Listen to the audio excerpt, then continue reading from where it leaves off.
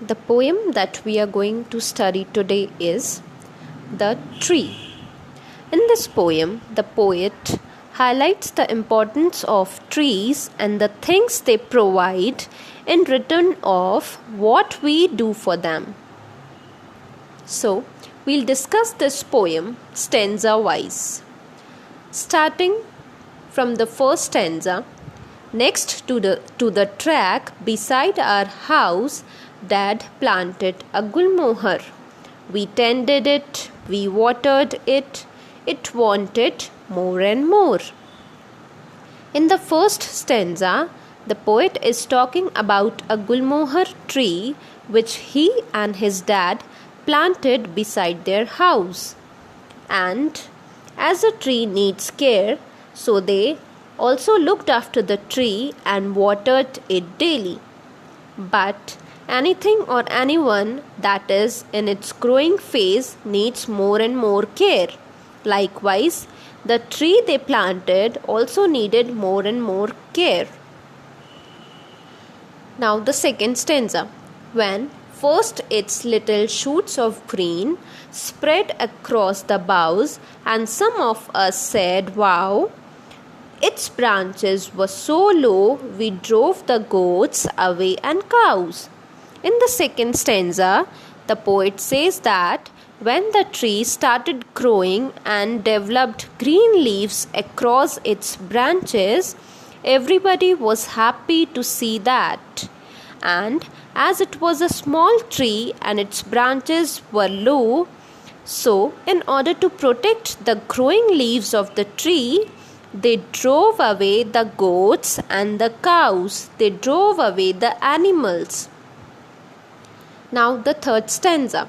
It really kept us on our toes. A baby tree needs care. Next year the green fuzz changed to leaf. It turned into a red-roofed tree, a thing of beauty rare. In this stanza, the poet says that a baby tree needs a lot of care at its growing stage. So, they had to always be on their toes. They had to direct their attention and energy in taking care of the tree. And next year, what happened? The green fuzz changed to leaf. Fuzz means hair-like growth on a plant. Okay? So, next year, the fuzz started changing into leaf. And as the tree grew up, they could see the whole big red-roofed tree. Here in the picture also, you can see the red flowers in the gulmohar tree. That's why here in the poem, it is called as red-roofed tree. And it turned to be a beautiful tree. The poet says that we hardly get to see such beauty. Now the fourth stanza. It never spoke to us, of course. It just spoke to the winds and now and then waved to the skies, but it gave us everything. In the fourth stanza, the poet says that the tree never spoke to them and it only spoke to the winds. Here it refers to the sound produced by the leaves when strong winds blow. It seems as if the tree is speaking to the winds, and it appears that the tree moved back and forth, waving to the sky. Now the last stanza. Its falling flowers and its shade, they covered half the track.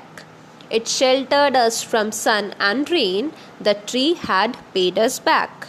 Now in the last stanza, the poet says that as the tree grew big, its flowers and branches provide shelter and protect us from sun and rain by covering half of the track.